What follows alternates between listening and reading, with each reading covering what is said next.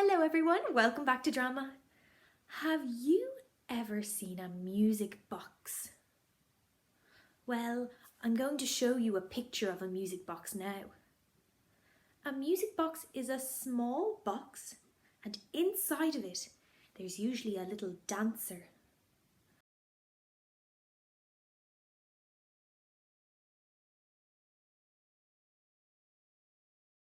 And there's a key at the back of the music box that we can wind up.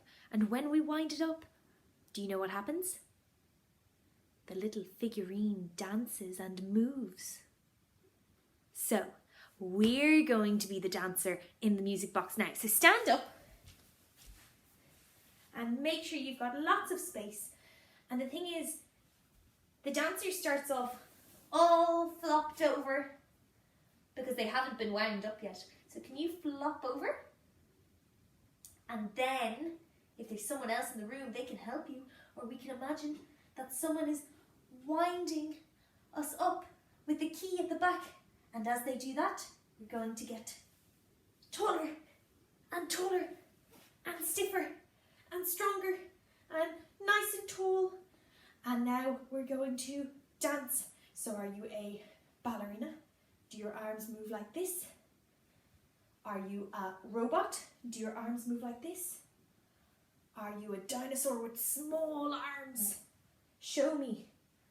But whatever way you move, you have to be really stiff and straight. And everything goes in little sections like this because we're mechanical and because we're not alive, we're dolls inside of our music box. And then we start to run out of energy as we wind down.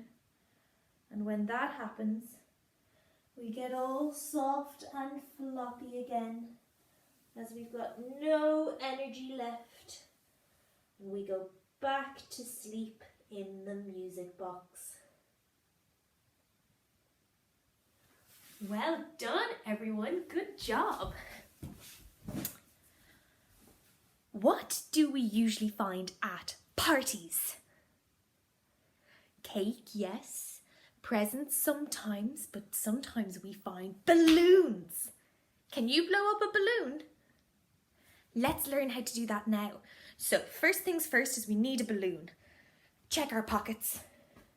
Oh, found one. My one is blue. Do you have one? You can have my one if you want it. Here. And I'll take out another one. Oh, this one is blue as well. Okay, so the first thing we have to do is stretch it. You ready? Let's stretch it. 1, 2, 3. And that's going to make it blow up even bigger. Now we need to sit up nice and tall so that we can take in lots and lots of air. Okay? So let's do a nice big breath in. Ready? Steady. And then we're going to blow into our balloon and blow it up. Ready? Oh my goodness, it's as big as my shoulders. Did you manage to blow up your balloon? Can we blow the balloon up even bigger? Let's see how big we can blow it up. Let's do another big breath in. Ready? And blow into it again.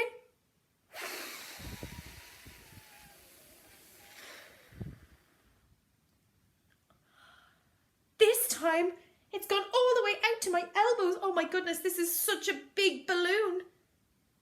Can we go any bigger? Let's find out. Let's do another big breath in. You ready? Breathing in. And blow out into your balloon.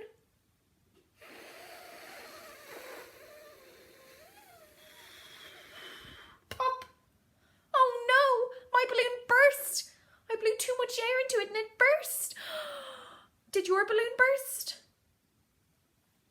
Oh, I'm very sad that my balloon burst. Do you think we could try blowing up another one? And maybe this time we don't let it burst? Let's try. Okay, I have another balloon and this one is pink. Have you got a balloon or do you want my one? Okay. Ready? Let's stretch it out. 1, 2, 3. And sitting up nice and tall. And remember, if our shoulders start to creep up when we're blowing up our balloons and when we're breathing in, what do? we tell them, naughty, get down. Get down. Ready? Big breath in.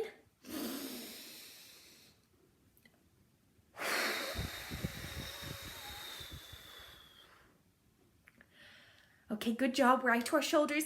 Let's do our next breath. Ready? Breathe in. Blow out.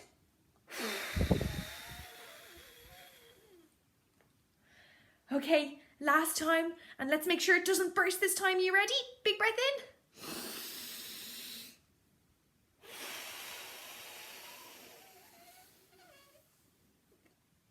It didn't burst. Good job. Hold on to your balloon. Don't let the air out. And now, should we tie a knot in the balloon? Let's try tying a knot. Are you ready?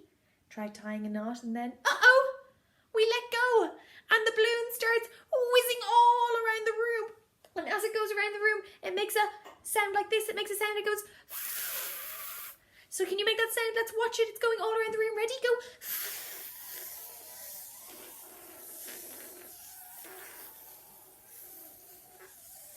It's such a big balloon. There's so much air. It's still going all around the room.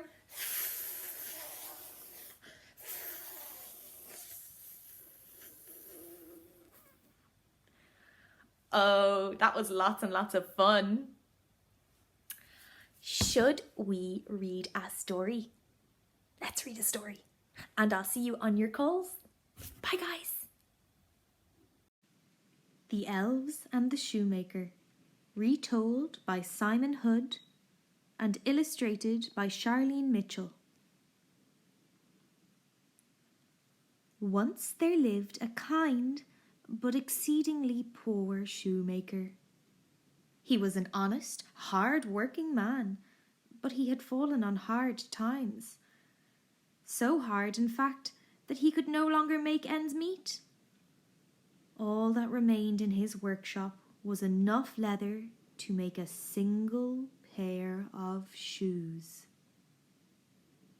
In the light of the setting sun, he carefully cut out the last piece of fine leather and neatly laid it on his workbench, ready to finish his work the following day. He closed the door of his workshop, let out a heavy sigh, and returned home to be with his wife. "Take my hand, dear," he said. "Let us make a wish for our fortunes to change, and for our years of hard work to finally bring us the ample reward that we deserve." His wife stretched out her arms, laid her hands softly into his, and they made their wish. The shoemaker rose early the following morning. As usual, he ate his breakfast, brushed his teeth, gave his wife a kiss on the cheek, and made his way to the workshop. He was expecting to find his workbench just as he had left it, with his carefully prepared leather ready to be made into his finest shoes. But this is not what he found. To his astonishment, upon the workbench shone a fully stitched, expertly crafted, shining pair of the finest shoes your eyes could behold. They were perfect, immaculately finished to a standard that he himself would have been proud to put his name to. He stood there for a moment, utterly dumbfounded. "I don't believe it," he thought to himself. Suddenly came a loud rap at the workshop door. A well-dressed man entered and said, "Good morning, kind sir. I was passing, and that pair of fine shoes on your workbench caught my eye. Could I please try them on?" "Why, yes, of course," said the shoemaker. The man knelt down and tried on the shoes. "Just as I suspected," said the man. "A perfect fit. I'll take them." What happened next shocked the shoemaker, perhaps even more than the appearance of the shoes. The man asked the shoemaker for the price of the shoes. The shoemaker told him, and this was the man's reply. "Nonsense!" cried the man. The shoemaker looked disappointed. "I mean to say," The man continued, "that the quality and workmanship is plain to see, and I will not pay a penny less than double what you ask." The shoemaker thanked the man dearly for his generosity. The man smiled, doffed his hat, and strode out the door wearing his new and very shiny shoes. With the money that he had received from selling the shoes, the shoemaker went out and purchased more leather. This time he had enough leather to make 2 pairs of shoes. In the light of the setting sun, he carefully cut out 2 pieces of fine leather and neatly laid them on his workbench, ready to finish for his work the following day. The next day arrived. To his astonishment, the same thing had happened again, but this time there was not 1 pair of shoes on the workbench, there were 2. And as before, the quality of the workmanship was so exquisite that 2 well-dressed men came into the workshop and paid twice the asking price. This continued day after day.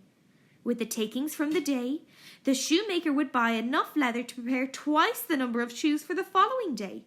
And every morning the shoes would be immaculately prepared, polished and stacked on his workbench, ready to be sold. 4 pairs, 8 pairs, 16 pairs, 32 pairs.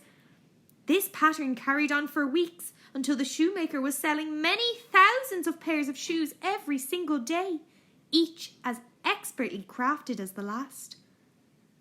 The shoemaker and his wife were no longer poor. In fact, they had become quite rich from selling so many shoes. One night, the shoemaker turned to his wife. "Dear wife," he said, "I feel so blessed for our wonderful fortune of late, and I long to know the secret behind this shoemaking magic, so we can show our deepest thanks." "Perhaps we should stay up tonight," replied his wife. "We can creep down to the workshop by candlelight." The shoemaker agreed. That very night, as the clock struck midnight, they each lit a candle and silently made their way to the workshop to peer in through a slightly open window. What they saw was so magical, it instantly took their breath away. An army of beautiful elves filled the workshop. Each elf was no more than 6 inches tall and sat upon a tiny wooden stool, working furiously, 1 elf per shoe. They rapped and tapped and hammered and stitched at such a rapid pace you could barely see their little arms moving at all. 1 elf stood out. She was not hammering, nor stitching. Instead, she was standing at the front of the workshop facing the other elves, like the conductor of a miniature orchestra. She wore a tall, pointed pink hat with the words "Grand High Elf" neatly embroidered on the front. Suddenly the candle slipped from the shoemaker's grasp and landed with a thud upon the stone floor. Hearing this, all the elves froze in terror. A moment passed. Then the Grand High Elf cried, "Everybody run!" And that was it. The scene that ensued was nothing short of pandemonium. The elves scattered in a frenzied attempt to flee the workshop as fast as they could. "Please wait," cried the shoemaker. "We are here to say thank you," said his wife, "for all of your amazing hard work and kindness, and we would like to show our appreciation by doing something kind in return." As the panic subsided, all eyes fell on the Grand High Elf. She stepped forward and said, "We are hungry, and the clothes upon our backs are threadbare. Would you be so kind as to feed us and replace our clothes? We would be forever in your debt." The shoemaker lay down on the ground, his face now level with the Grand High Elf. He smiled at her and said gently, "Of course, Your Highness. We will gladly give you all the food and clothes you desire, and please forgive me, but I've noticed that your feet are bare. I'd also like to make you each a pair of my finest shoes." She smiled back. "That would be wonderful," she replied. From that day forward, the Elves, the shoemaker, and his wife became the very best of friends. They worked hard and went on to live a happy, prosperous, and full life together. The end.